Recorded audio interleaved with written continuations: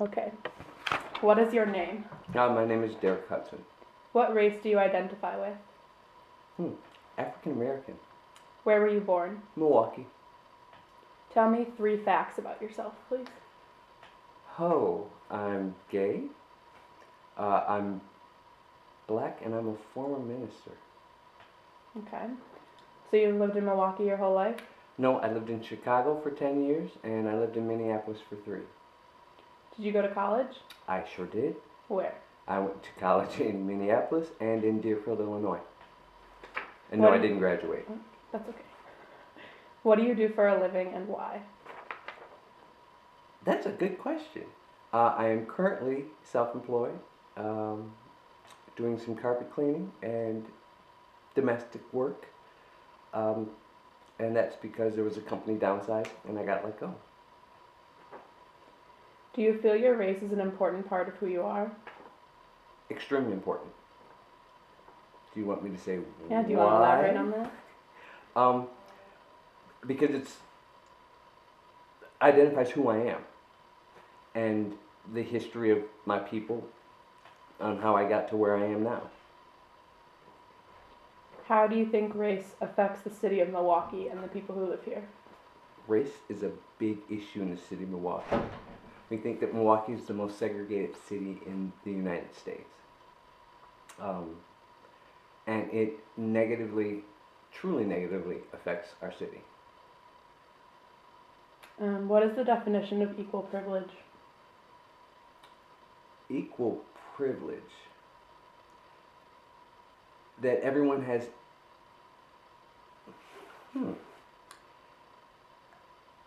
I don't think there can be a definition of equal and privilege. Okay. What is equal opportunity? Everyone is given the same chance to achieve the same goals. Or if there is a African American, a Caucasian, an Indian American, and let's say a German American, we all have the same opportunities. Whether we take advantage of them or not is our own personal issues. Does equal opportunity exist, do you think?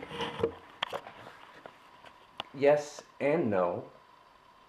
I think that in some aspects it does, but in a lot that it doesn't, because I think race is always an issue because it's the first thing you see in a person. Mm-hmm. Do you think people treat you differently because of your race, either good or bad? Of course. Both good and bad. And some may mean it for good, but in all actuality, it's on the negative side of things.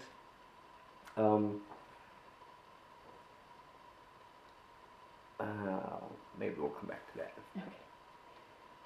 Were you ever self-conscious or embarrassed about your race? Never embarrassed, but self-conscious. Because I function in a world that is primarily Caucasian. So there are many times where I am the only African American in events, and that is kind of a awkward situation. What is your role in the race issues in Milwaukee? I have no role. Would you or could you change that? I could. I could become more active in race relations. There are a couple of organizations that I could join. There is one that's the Black Men and White Men Together. That's one of the organizations, and then there's the NAACP, which I am a card-carrying member, but I'm not active. Is there a time when you felt confined because of your race? Or like you couldn't do something because of the social aspect of your race? Never that I couldn't. I've chosen not to do things because of my race. Because it would be easier if I didn't for all parties involved, I think. And that's probably a cop-out on my end. But, yeah, I could be more vocal and advocated, if that's a true word or not. Do you want to change that or no? Is that something that you're okay with? Um, Comfortable with? no, I'm not okay with it. Because in essence, it's shortchanging who I am and shortchanging my personality and my quote unquote heritage. When you see yourself represented on television or in books or on the big screen, what effect do you think that has on you? Depends on the representation. Because there are positive representations of African Americans all over. But the negative portrayals hurts me because then people who don't technically know any African Americans or people of other race automatically assume that that's how they all act. And that's not true. Have you made assumptions before based on race? Yes, I think we all have. But you can't. My level of assumption is not so detrimental to a potential relationship than someone else's of me. When you see things that are primarily from black culture, like highly textured hair and braids, or like rap culture, when they're stigmatized, how do you feel about that? Rap, I am so against, and I hate that that genre of music ever came about because it's demeaning, and that goes to the portrayal of African Americans. That as people listen to this music, they think that this is how we act, we talk, we sing, and it's not like that. But in regards to the textured hair and the afros and the things of that nature, those are beautiful aspects of being black. And there are beautiful aspects, and right now there's a lot of negative aspects that, because of our society, to an extent, we're in. What What other issues are linked with race? Well, there's prejudice, there's discrimination, there's equal opportunity, there's the affirmative action, there's redlining in the city of Milwaukee. There's just a plethora of things that are affected by race, relationships, education, even relationships, whether they be intimate relationships, just personal, one-on-one relationships, friendships, all of those are affected by race. Religion, I forgot about that.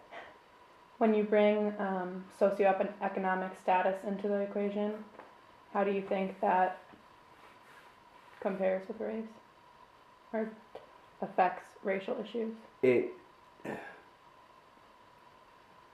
It does to a great degree, but it's a waterfall because there are so many other contributing factors to the social economic situation of an individual.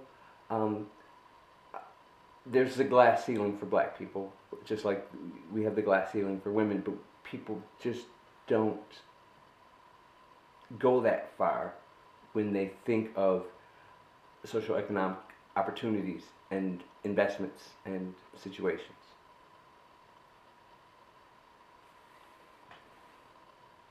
Do you want to go back to the question of race being an important part of who you are? Yes.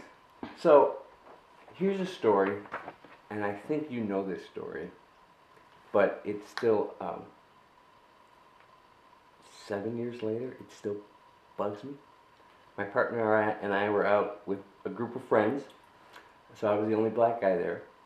In our group, we are in a store, and the alarm goes off on one of the items in the store.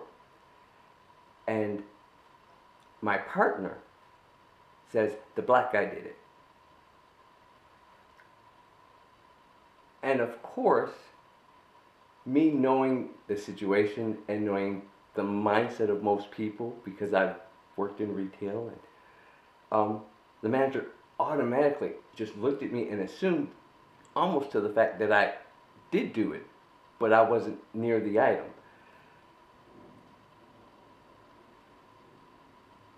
I mean, that's like taking a big spotlight and shining it on my face in a crowded room so that everyone is looking at me. He thought it was funny. I thought it was inappropriate and a little demeaning. I didn't let that affect our relationship, but I could have been more vocal about the situation. I believe the other people that were with us were a little bit uncomfortable as a whole, and I think that some of the customers were uncomfortable with it because it's boom, it's right there in your face, which doesn't happen a lot, but no one else spoke up or said anything.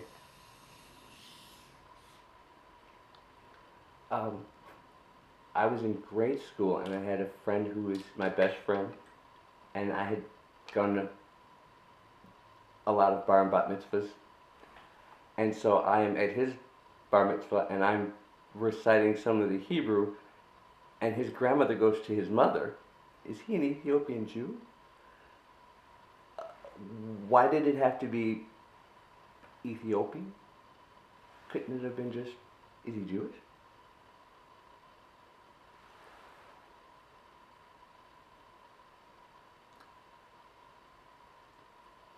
The whole issue of race makes me uncomfortable in all actuality, because I'm always afraid that if something goes wrong in a situation where I'm at, I'm the one that's going to get accused or confronted about it. Because process of elimination would be, who would be, it's guilt by association. I'm guilty by the association of my race because of the things that other people have done. Do you think that's fair at all? No. You get to know a person. It's their personality. It's who they are.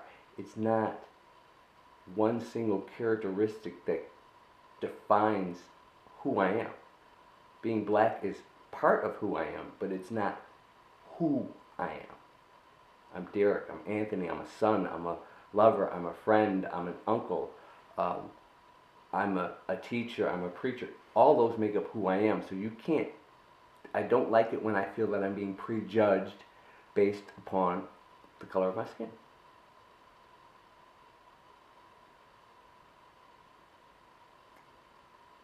You're so quiet, hon.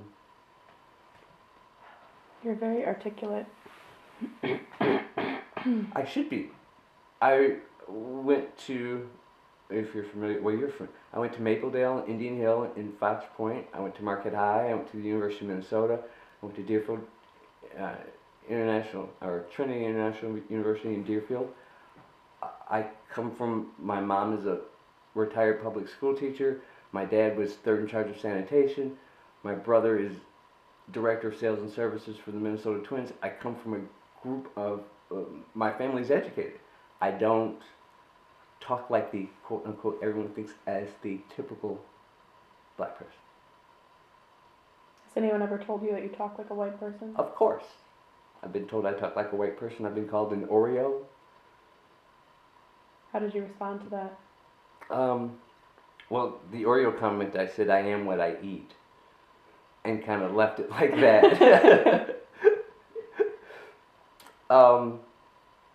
And being told that I talk like a white person, I'm sorry. It's who I am. It's my surroundings. If you're offended by it, tough shit, but I'm not changing it. Have you ever sacrificed a part of who you actually are because people have either criticized you of being of acting white or of being black? Have you felt pressured to change yourself?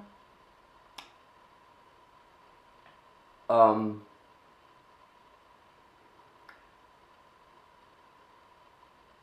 kind of. And that's because being black, there is a whole bunch of subcategories that entails. Um, there's the gangster, there's the whole subculture, and I am in a subculture of the what we call the church going boys.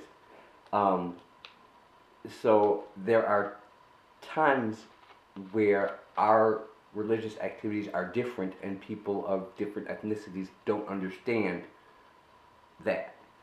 And at times I feel uncomfortable or put on the spot to have to change what I normally do to accommodate our relationships. And it doesn't seem to be as appreciative or as appreciated as it would be if it was another black person who went to church and understood why we do the things that we do, or why I am technically in church for 4.5, 5 hours versus an hour mass and we're out. Do you think other black people judge you for hanging out with a lot of Caucasian people? They have in the past. I've been called wannabes. That where's that Oreo comment came in. But that was younger. We were kids. Now as adults, even the African Americans that I surround myself with, we don't see that in each other because we all function in the same type of worlds or environments or communities. How do you see the issues in Milwaukee changing in the next 5 years?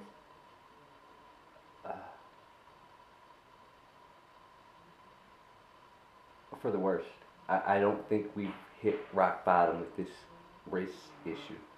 I think it's going to escalate even more depending upon the nature of the political atmosphere in the state of Wisconsin. It's a very, very polite way of saying something. Can you think of any possible solutions to the problems in Milwaukee or in the country that are happening right now? There's always the opportunity of doing more race relations workshops. There's the walk a mile in my shoes. You know, there was the book, and I have to think it's either The Invisible Man or Black Like Me. Both of them are great books, but I think The Invisible Man is where he became black, or Black Like Me, he became black and experienced what it was like to be black. There was some comedic movie, Soul Man, I think it was where a white guy who genetically altered his skin to become black, and he portrayed what he thought was an African American, but found out that being black is totally different. I don't think that the white people who saw that really thought that that was a mind-provoking movie, that there is some kind of change process that goes through when they are in that type of environment. They need to experience it. And once you've walked a mile in my shoe, then you understand where I'm coming from and who I am, and how my life experiences have helped or hindered who I am. You know, you walk into a store and have security follow you, whether, you know, that doesn't happen to the Caucasian, whatever their race may be. If you look white, you are not going to be followed as closely as an African American.